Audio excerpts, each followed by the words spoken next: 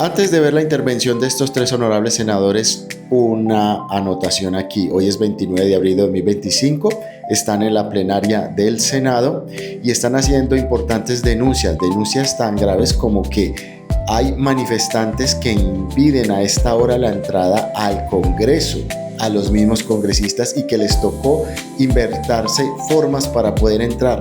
Es increíble. Allí exigen la presencia del ministro de Defensa. También revelan cuáles son las cifras de los contratos que tienen los indígenas con el gobierno y por qué estos indígenas hacen manifestaciones sobre que la salud, sobre la reforma laboral, cuando ellos no son trabajadores y tampoco pagan seguridad social, como lo revela aquí el honorable senador JP. Vamos a escucharlos a ellos. Senador Miguel Uribe, y se prepara senador JP Hernández. Gracias, presidente. Desde aquí denunciamos que con los impuestos de los colombianos, el gobierno de Gustavo Petro hace politiquería y promueve la violencia. Esta vez le ha entregado 172 contratos por 726.000 millones de pesos a las principales organizaciones indígenas. Es decir, con los impuestos de los colombianos, Gustavo Petro está comprando apoyo popular. Y se preguntan entonces por qué se desplazan miles de indígenas en Chivas desde el Cauca y otras regiones a Bogotá. Pues porque Gustavo Petro los compra, les paga. Ojo, 119% ha sido el aumento de estos contratos de su valor frente al mismo periodo del gobierno anterior. Por ejemplo, el CRIC, el Consejo Regional Indígena del Cauca, ha recibido 62 contratos por 533.000 millones, medio billón de pesos. Es un incremento de 137% en comparación del mismo periodo con el gobierno anterior. La Organización Nacional Indígena de Colombia ha recibido 39 contratos, 117.000 millones, implica un aumento del 48%. Y por ejemplo, la Organización Nacional de los Pueblos Indígenas de la Amazonía Colombiana, la OPIAC, ha recibido 54.000 millones de pesos, el 300% de aumento, y así sucesivamente. Yo me pregunto por qué el gobierno dice que no hay plata, por qué deja morir a los pacientes cuando no llegan los medicamentos, ¿por qué no financia la educación de los jóvenes a través del ICETEX? ¿Por qué no da alimentación en los colegios? ¿Por qué no le da oportunidades a las madres cabeza de hogar? ¿Por qué insiste que no hay plata cuando plata sí hay? El problema es que se la roban, la derrochan, y cuando la plata no se roba, alcanza. Aquí el problema es el desperdicio, el derroche y la corrupción. Y necesitamos un Estado austero, eficiente, eficaz. Un Estado pequeño en lo burocrático y un Estado gigante en lo social. ¿Cómo habrían servido estos 700.000 millones de pesos para aliviar la crisis de salud? ¿Cómo habrían servido 70.000 de estos recursos, 70.000 millones, para el incentivo al almacenamiento, por ejemplo, para los arroceros, para evitar la crisis que se generó? ¿Cómo habría servido estos recursos para financiar a la fuerza pública, que mientras los matan y este gobierno es indiferente, no cuentan con los recursos para enfrentar la criminalidad? Es vergonzoso y exigimos explicaciones, pero a los colombianos les damos la tranquilidad de decirles que esta sinvergüencería se acaba el 7 de agosto. Termine, senador. Que no permitiremos que los recursos de los colombianos se malgasten. Vamos a acabar las 10 embajadas, 24 consulados que este gobierno creó. Acabar con los 25 billones de pesos que creó en gasto de personal y el aumento en las OPS. Vamos a acabar con esta contratación nefasta para comprar apoyos políticos y vamos a destinar estos recursos para el bienestar de los colombianos. Presidente, muchas gracias.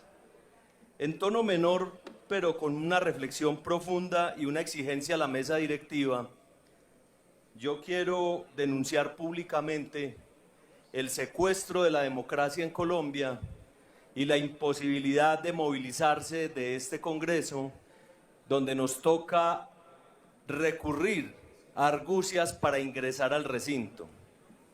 Yo en el principio denuncié que a muy pocos metros de la Casa de Nariño y del Congreso, un grupo de personas, representantes de sindicatos, se habían tomado una vía principal, violando la Constitución y la ley, con permisividad de todas las autoridades. Y no sé, presidente, si está enterado, pero en este momento está cerrado cualquier ingreso al recinto de este Congreso de la República por parte de grupos de manifestantes, señoras y señores, que con razón o sin razón, no tengo yo el conocimiento para calificarlo, pero a mí me parece un acto gravísimo. Y yo creo que la mesa directiva y este Congreso no debería sesionar hasta que no se presente el ministro de Defensa, el comandante de la Policía y el Ejército, y le informen al país por qué están cerradas las puertas de ingreso al Congreso de la República por parte de manifestantes. Eso es un bloqueo institucional, eso sí es un amago de golpe de Estado, que con permisividad estén cerradas las puertas para ingresar a sesionar en el Congreso de la República. Protesto, señor presidente, y le exijo, invocando todo el derecho que nos da el voto popular, para que la mesa directiva cite de manera inmediata al ministro de Defensa, al comandante de la Policía, y nos den una explicación del por qué están cerrados los ingresos al Congreso de la República. ¿Cómo irá a ser el futuro, señor presidente? Escuche las arengas, señor presidente. Yo no sé si a los demás compañeros les llama la atención o les preocupe o no les preocupe. Yo no tengo ningún problema en quedarme acá amaneciendo o en entrar por donde tuve que entrar hoy. Yo creo que este Congreso necesita respeto y garantías para poder funcionar, señor presidente. Le exijo, señor presidente, a la mesa que invoque inmediatamente la presencia del comandante de la Policía para que nos explique por qué está limitado el ingreso al Congreso de la República. Concuerdo con el senador Nicolás. Petro, una vez más, amenazando al Congreso de la República, tal como lo hizo Pedro Castillo en Perú, que amenazó con disolver el Congreso, pero el Congreso le respondió destituyéndolo con la ayuda de las Fuerzas Armadas del Perú.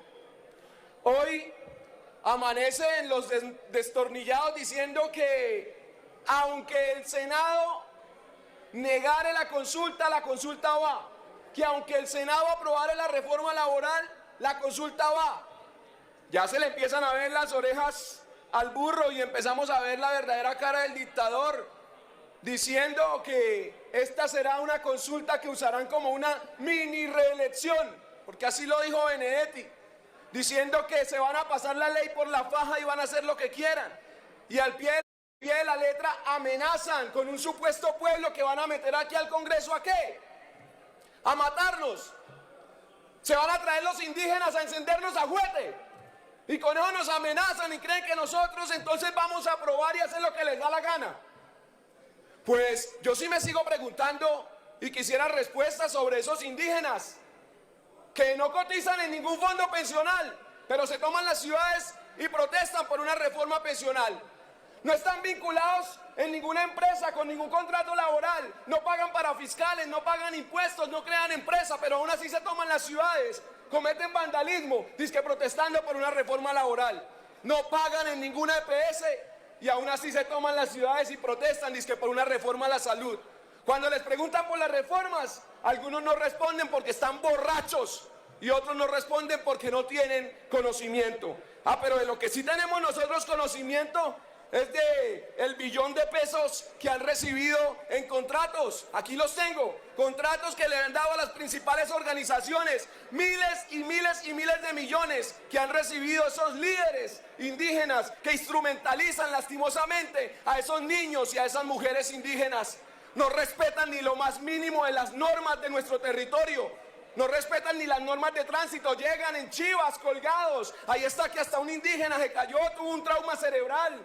No respetan nada, invaden los parques, las universidades, hoy privan a los estudiantes de recibir educación, hacen lo que les da la gana, pero vaya un colombiano a meterse a los territorios de ellos y hacer lo que ellos hacen en nuestros territorios, a ver si no le corre juguete venteado. Eso tiene que cambiar. Yo pregunto, que es una deuda histórica ancestral, ¿hasta cuándo? ¿Hasta cuándo esa deuda histórica ancestral? ¿Cuánto vale? Porque yo lo que sí pido es que en el próximo gobierno de Colombia se acabe esto. Termine, senador. Yo lo que sí pido es que en el próximo gobierno de Colombia se acabe esa guachafita y que el próximo gobierno entregue todas estas ayudas directamente a ese niño indígena que está muriendo por desnutrición, directamente a esa mujer indígena que bastante duro le toca estar esclavizada, a estos líderes que instrumentalizan a sus comunidades. No nos chantajean, no nos amenazan con entrar al Congreso a matar y a dar juguete. Vengan, que aquí los estamos esperando y yo me reafirmo, voto no, esa consulta politiquera.